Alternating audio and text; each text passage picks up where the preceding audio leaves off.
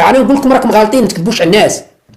هذه الوعود الكاذبة لا تخدم سمعة الرئيس ولا سمعة الدولة. ما تكذبوش على الناس، لأنه الحقيقة معروفة عند الشعب، خاصة الآن مع الإعلام، مع التكنولوجيا، مع الانفتاح.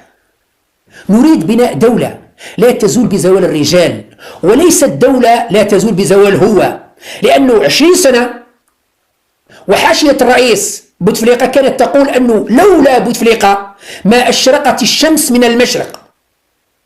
20 سنة وهم يعطون في فكر أنه لولا وجود بوتفليقة الذي جاء مبعوث للمرسل كما يقول خاتم المرسلين ومبعوث للبشرية لما أشرقت الشمس من المشرق. هكذا واش كانوا يصورون بوتفليقة؟ أنه بوتفليقة رحمة من العالمين، رحمة من رب العالمين، نزلوا الجزائر. بعض الناس على بالك كفروا، قال لك من جا بوتفليقة ولا تمطر تصب ولا الخير كاين، يعني جهل. الآن هو بوتفليقة الله يرحمه مات، بوتفليقة مات، ولكن الجزائر باقية. الكعبة رب يحميها، للجزائر رب يحميها.